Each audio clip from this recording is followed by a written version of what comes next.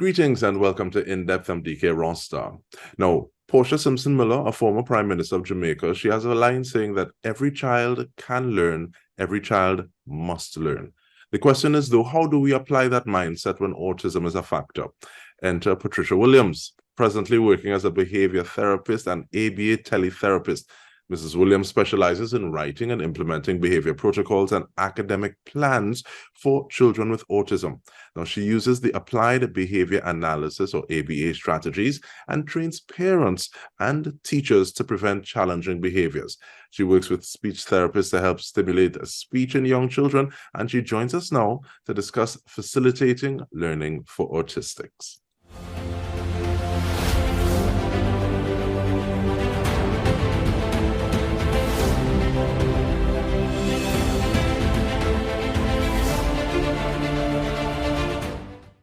Hi. Mrs. Williams, how you do? Yes, good. I've just arrived in Trinidad 6 months now and I'm on TTT. This is amazing. Very glad to have you. So as you're building from the ground up, let us do that. So what is behavior therapy and teletherapy? And I also want to ask, was the utility of the latter felt a little more during the pandemic? And you can actually speak about experiences during the 6 months as well as from experiences outside of this jurisdiction. Thanks. Okay. Well, thanks for having me, DK. And just as I said, I landed in Trinidad and Tobago, my birth country, 6 months ago, October, September last year. I came under unfortunate circumstances because my father passed. I've been living in Jamaica for 30 years. The last 10 years, I've been a behavior therapist, but I've been a special educator, teaching children with special needs for about over 20 years. Now, as far as behavior analysis, which is what I do, and behavior management, we have children who are unable to regulate themselves. They don't necessarily have to be children who are autistic. We also have children who find it difficult to go to the bathroom on time, not necessarily younger children. We have children who are unable to stay focused.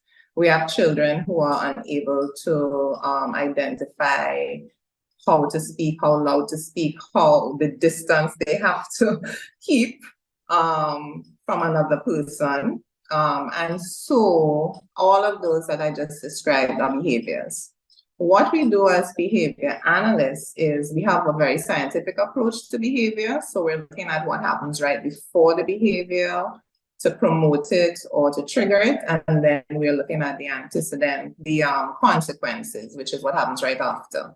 So we're actually able to either try to manipulate the environment to mitigate the behaviors or change the consequences, whether they are both positive or negative, to influence the behavior. I'd love to go into some more details about how that works. But I was talking to a parent yesterday and we were talking about losing weight. And if you're trying to lose weight and you work at it for 2 months and you go on the scale and the scale says you've lost 5 pounds, you're more likely to go ahead and do what you were doing to lose the 5 pounds. If you go on the scale, so that is a positive consequence, promoting the behavior of exercising and trying to lose weight. If you go on the scale after working out for a month and the scale says you've added pounds, you are very much going to be discouraged and unlikely to go back and do what you were doing to try to lose the weight. So that's an example of how consequence influence behaviors and how we think as behavior analysts to figure out how to help a child with behaviors. But two things as far as your second question, I didn't answer your second question. The question as far as teletherapy and how all of this has played out over the last 2 years. One of the things we'll discuss, I hope we have time to, DK, is the fact that we really don't get parents who are in need of services like behavior protocols and behavior management. Very few of them have access. And so what the pandemic actually did was a lot of parents who would not have normally had access to services like occupational therapy and speech therapy, it all went online.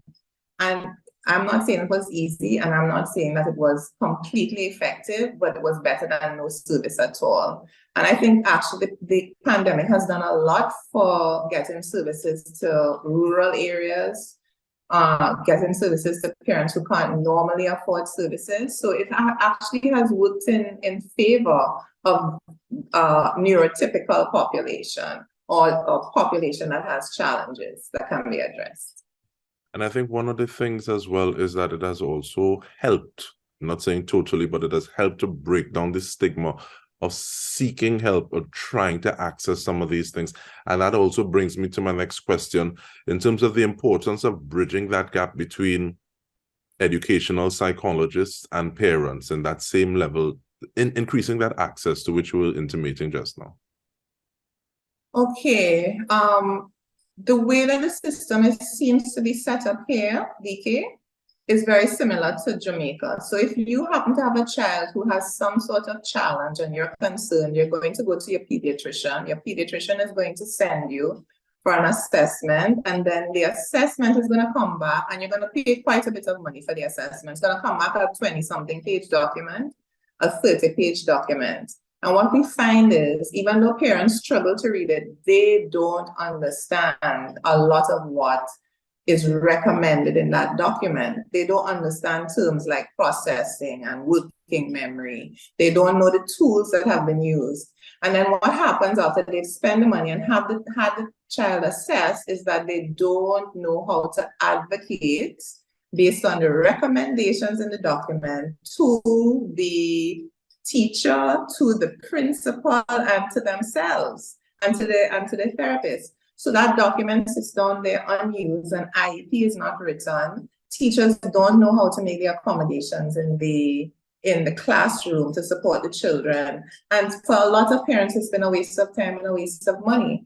So when special educators like myself or therapists like myself get involved, we sit with the parents, we look at the recommendations, and then we liaise between the school, the general community, and the parents to get the support that the child needs.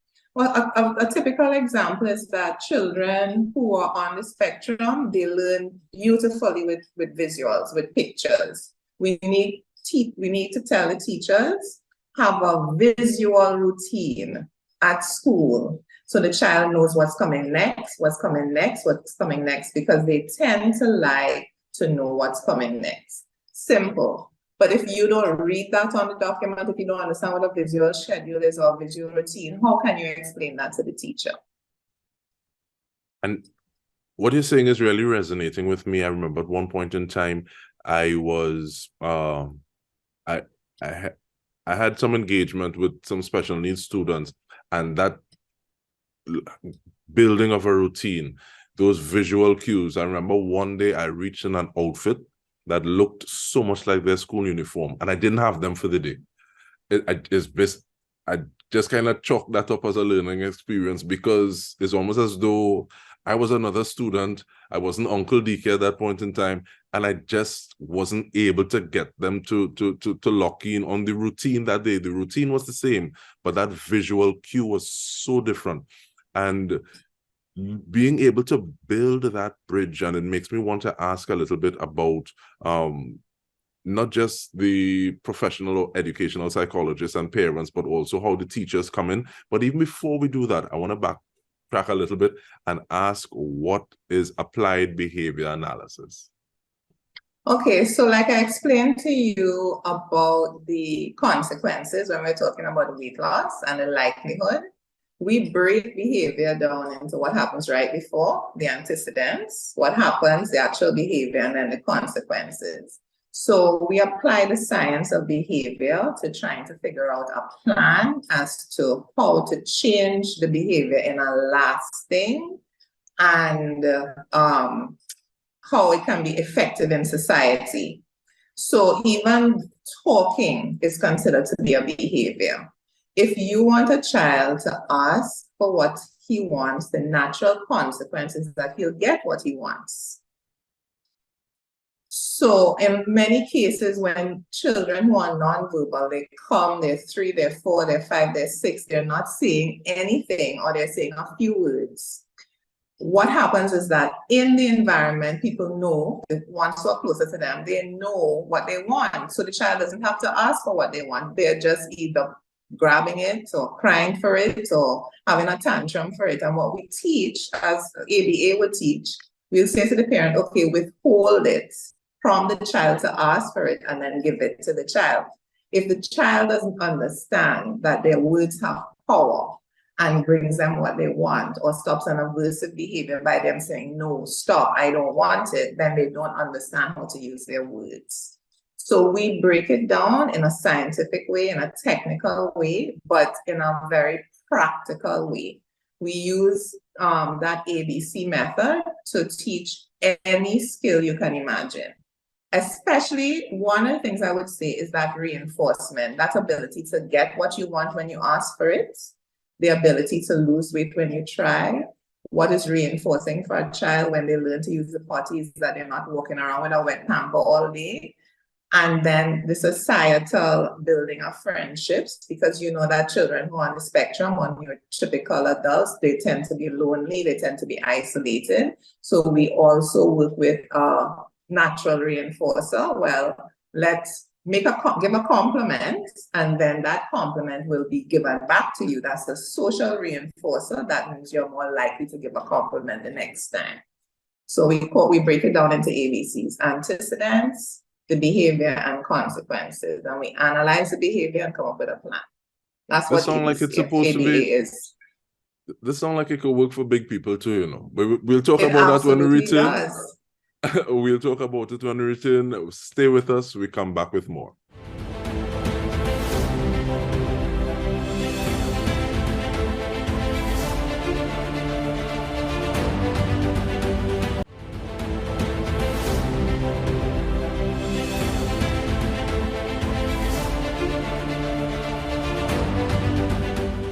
Welcome back. We are speaking with Patricia Williams, a special educator, and we're having, to me, I'm really enjoying this conversation.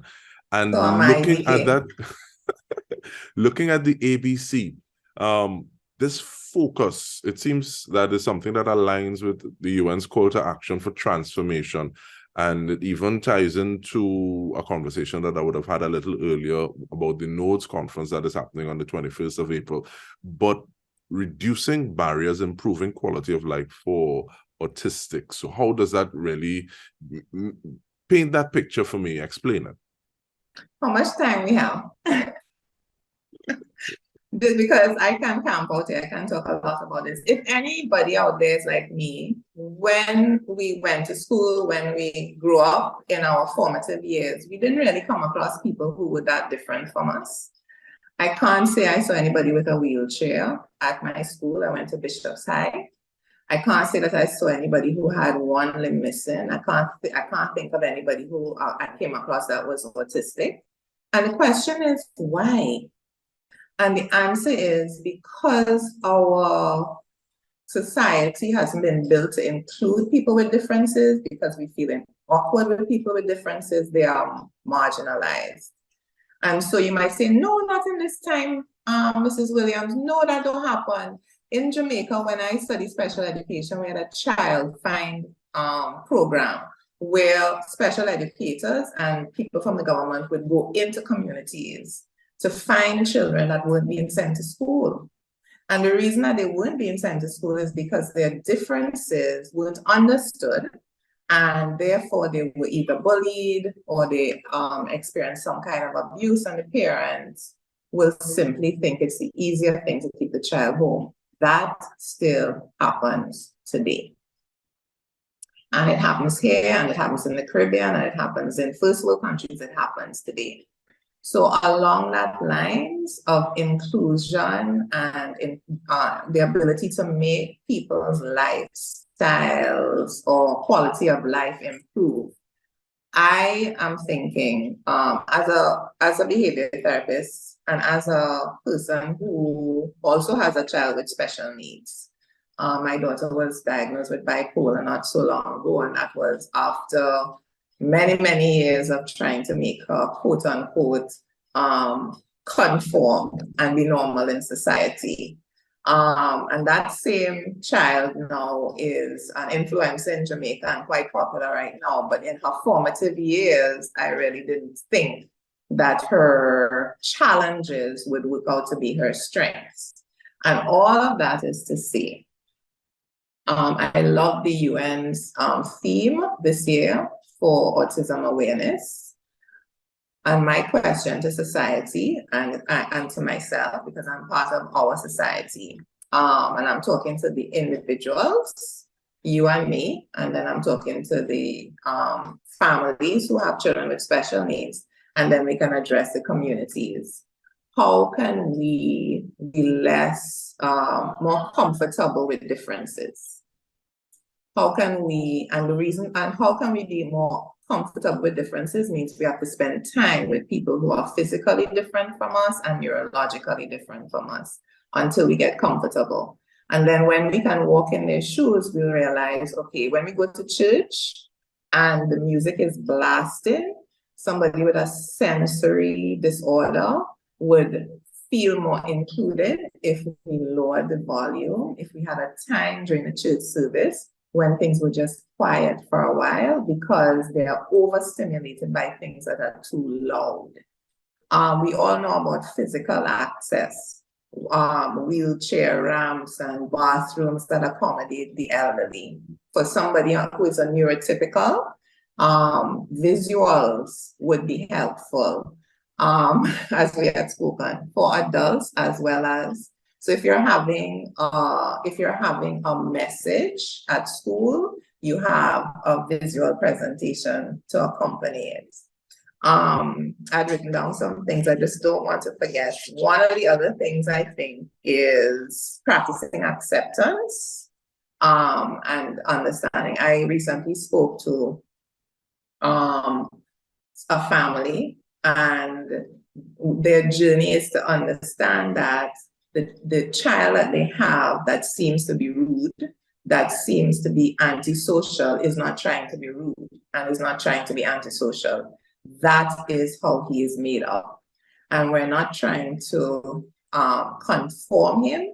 We're trying to help him to be compatible by learning how to do social cues. So you're talking to, should I wrap up now?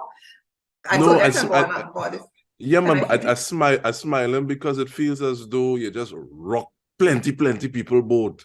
The child just make up so, and it's how we're dealing with them. But we have 2 minutes more, and I'm going to let you go into your conclusion, but I want to pull from something that you said to give you context to do that. Thank you, in the sense that you went to school for this, and then you're still saying you had the experience with your daughter trying to make her fit in and conform. Many people didn't go to school for this, Mrs. Williams.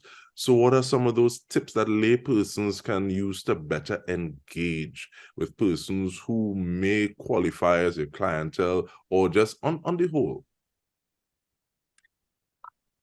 Get into the space of somebody who is different and try to get comfortable with that person and try to communicate with them. And here's a big one. Ask people what they need from you instead of assuming that you know what they need. So that's my takeaway. Let's look at it like there's no such thing as a bad child. There's something mitigating, not mitigating, there's something causing that child to be behaving that way, and stop focusing on the behavior and look for what has probably promoted or caused that behavior. So we don't rush to punishment and judgment, but we look at, for some people, it's just a simple trigger. So let's look at those things rather than focusing on the behavior. I don't know if you saw a video of a little boy throwing stones into the classroom. That's all we spoke about. Did we ask ourselves what kind of love, what kind of support, what kind of system he goes home to every day? What are the deficits that's causing the child to throw stones into the classroom? Let's look at the why and not what is happening with the behavior. Behavior therapist. That will help us. Definitely, and special educator Patricia Williams. You sing a big Sankey there. I want to thank you for your time. I want to thank you for sharing. And I think we're going to try to Oliver twist this one and ask for a little more at a later date. But thank you, thank you, thank you. And on behalf of the entire TGT News team, this has been In Depth with me, Dike Rostant. Thank you so much for joining us.